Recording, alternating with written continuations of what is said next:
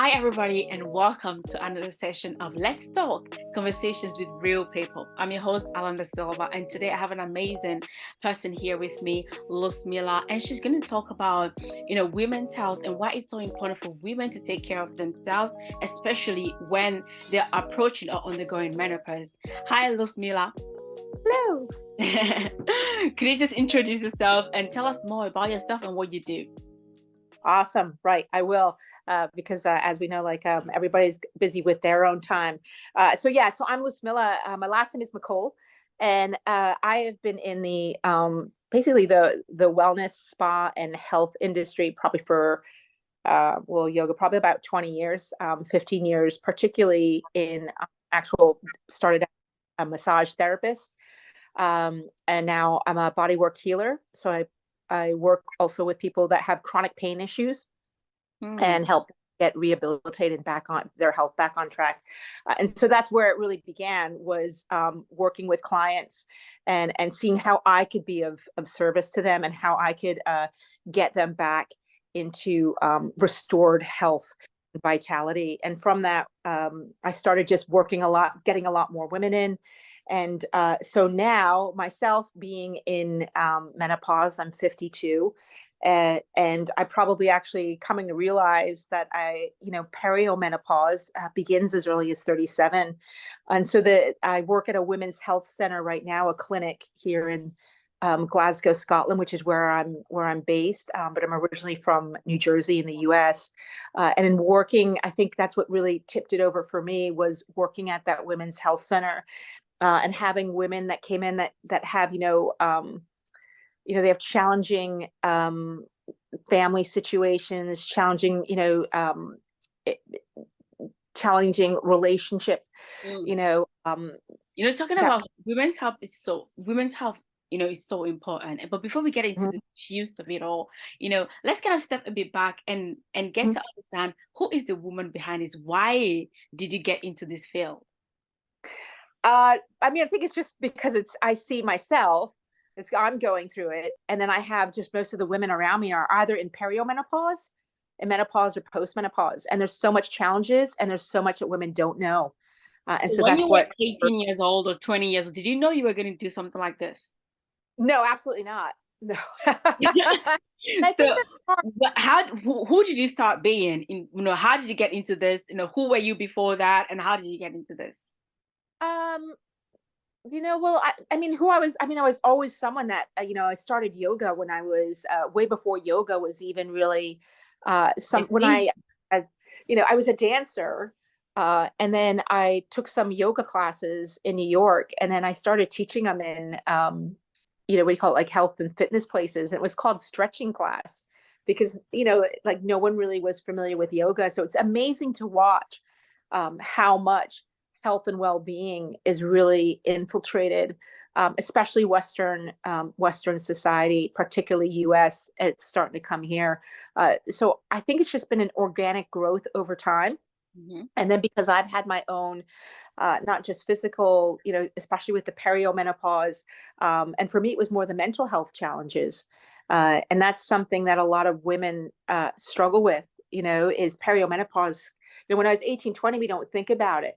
And also when we're in our 20s as women, I didn't think about it. I was eating well, but I was still, 20 had all that energy in your 20s and your 30s. And then some things begin to start, things were starting to change. And it was more for me, the mental health first, and then the physical. So looking back on it, I can see like where I began to start to have hormonal changes and really struggled because sadly, most even female doctors don't even know the kind of changes that women go through. So I'm a real advocate, in supporting this update, which I don't think it's a death sentence. There's all this like, I'm hitting perimenopause, I'm menopause, my life is going this way. I don't actually believe that. I actually believe that this is us coming into the best years of our life. Absolutely. So it has to be a mindset shift. But yeah, it's organically grown over time. But I've always been someone that's been fascinated by my own body, fascinated by the human body, and how I can help people live their best life. You know? Wow, this is really amazing and so interesting, right? I'm currently in my late 20s, so so it's true. So I feel like I just feel like our menopause is far but from me, but I feel like it's so important to prepare for it when you are young. Yes, So absolutely. I heard you mention terms like did you say pre-menopause? Yeah, perimenopause. So perimenopause. Perimenopause. What does Yeah. that mean? And So how can you prepare for that? that starts as early as 36, 37. So some of the changes that happen for women are obviously there's some physical changes, like your menstruation cycles start to change a bit.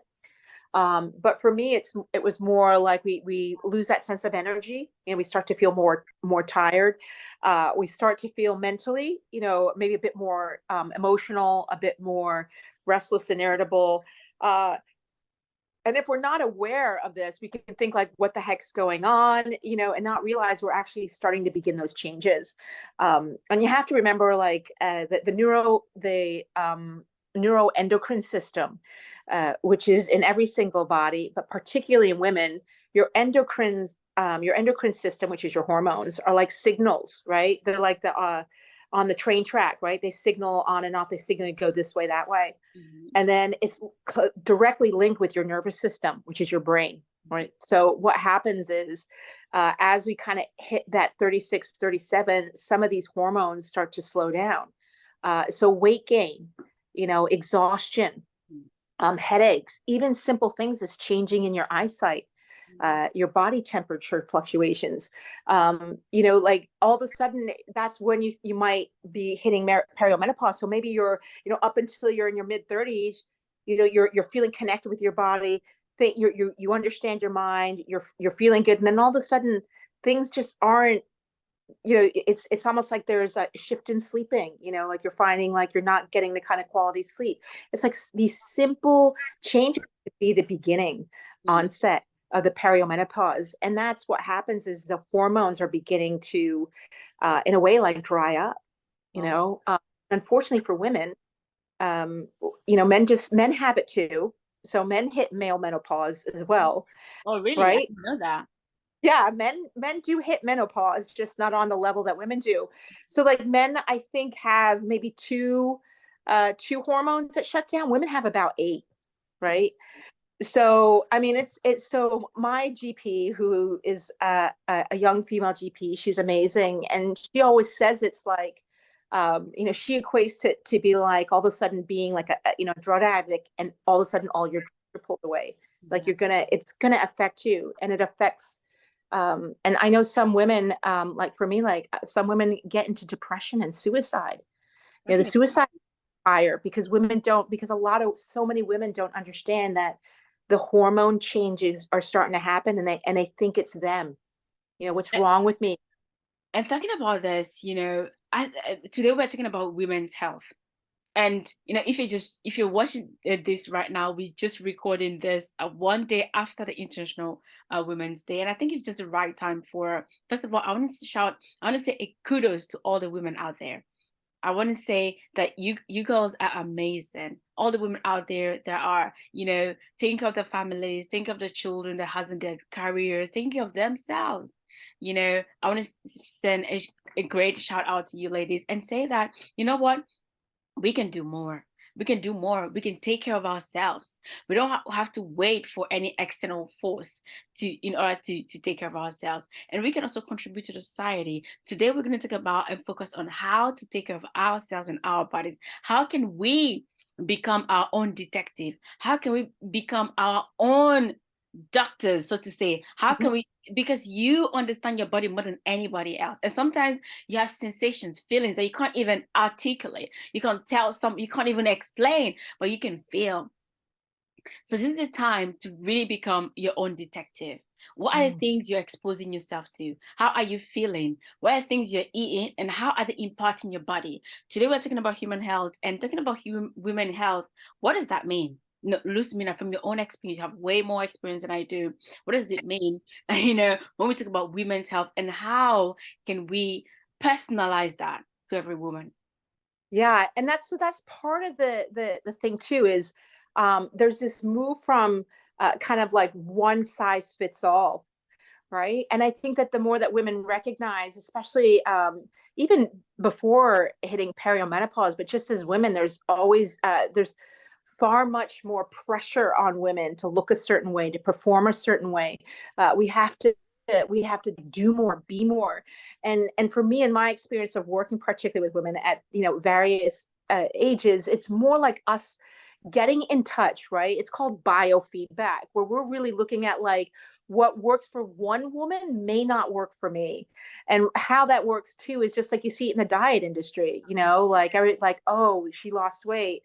Oh, I must do it that way. And it might not work for you. And so I feel like part of women's health is actually women empowering them to realize, like, yes, there's generalities, but then there's Lusmila and my background, and my chemistry is going to be slightly different than Alun's, right? And so but there are some generalities, but for me, that is where, like, it is us really being true to ourselves, which to me is really not just about women's health, but about women in general, of us like really owning that yes, there's a womanhood that we're all in together, but we all each have our unique voice, and so part of women's health is honoring that I have to find out what works for my body, and that's what I discovered too, because I kept hitting walls of thinking, well, this worked for this person and this worked for that person, so this will work for me. And the more you do studies, that's why, like, health watches and the tech. Speaking of tech, I follow a women's tech, and it's a female women's tech, a women's tech, and in the health, particularly in the health sector. Mm-hmm. And so as we move through time, things are going to become highly individualized in the health industry. And as you said, in a way, we'll have a doctor on our watch or on our ring that will understand our own unique biorhythms, but we can begin to understand our own unique biorhythms by taking that time to listen to our own body. Even when you eat something, feeling like, how am I feeling after I eat? Oh, that kind of made me sluggish. All right, I noticed that my body feels this way after. It doesn't mean we don't cut it out. It might recognize, like, my body is actually trying to tell me something. And I think we've lost touch with this vehicle, so for me, it is important that there are some general things, but it's more about you understanding your biofeedback, listening to what your body's telling you. Simply put, rest, eating the best that you can, right? Rest, and then movement. I mean, not just for women's health, but also longevity. And out of all that, sleep's the number one. Yeah, I'm so glad that you're talking about this. And linking it back to we talking about women's health, and especially those approaching menopause. How can you prepare yourself for menopause, and how do you go through it? Okay, you're asking me that, how to prepare for menopause and how you go through it. Well, a lot of the things that I'm just, I'm telling you, make sure you get 8 hours sleep and quality sleep, right? So for instance, for me, if I go to bed for 8 hours, I normally only actually get 7 hours of quality sleep. And sleep is huge. There's so many studies, not just for women's health, but just in health in general, because it's all about inflammatory markers. So the more that we reduce inflammation in the body, the better health we have and the better health span we have. So sleep is number one. Investing in a sleep app. Speaking of tech, like, I have a sleep app. It monitors, and you don't have to have a watch to have a sleep app. You can get like really great sleep apps on your phone that you put by your bed and start to monitor your sleep. Start to see your quality of sleep. That's number one, because if you don't have enough sleep, your brain's not going to function right. And if your brain isn't functioning right, your hormones are going to be off. And then if your hormones are fluctuating, it could actually metastasize, things as well. So I always say, like, sleep is number one. If you have trouble having sleep, magnesium. So for a lot of the women that I help with menopause, and you can begin it with even perimenopause, is magnesium citrate. It's nature's muscle relaxant. It helps calm the body down, help the physical tension in the body so that you sleep better. But I would say sleep is first, no matter what age. If you're in your 20s, like making sure you could do that now, making sure you're getting quality sleep and making that a priority. You know, I'm glad you're talking about that, because me personally, if I don't get like, full 7 to 8 hours sleep, I can't think. I can't function. I'm like, oh no, I need to sleep. I can't think. So I make sure I get the full amount of sleep that I need, and you can feel it in your body. And mm-hmm. sometimes you do get long hours of sleep, but you're not rested. Mm-hmm. What does that mean? Yep. And that has to do with the quality. So if someone's getting 10 hours in bed, right? So the difference between sleep and being in bed, right? So I can be in bed for 10 hours, but only get 7 hours quality of sleep because I may actually be having disrupted sleep and not know it. So that's why I really do think investing, and you can get them for under $5, $6.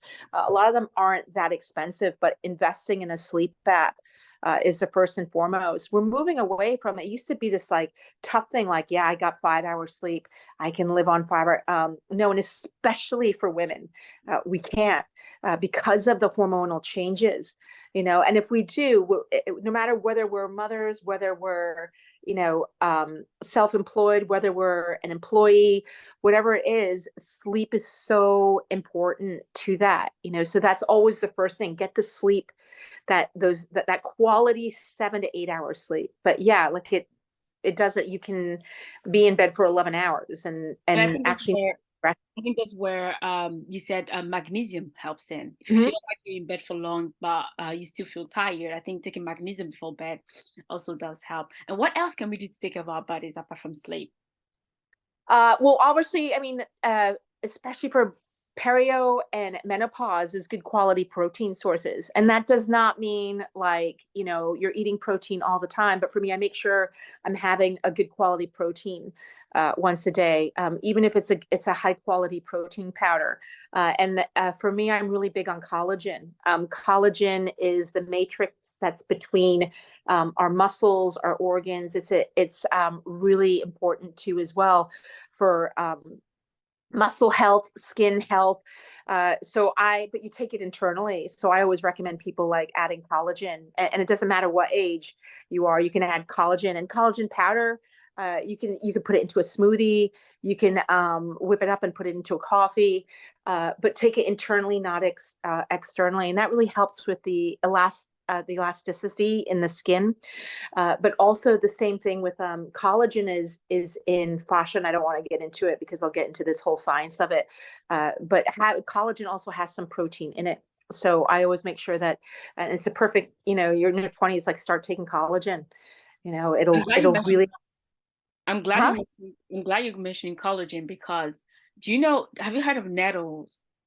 No. Nettles? Yeah, Yes. Hmm.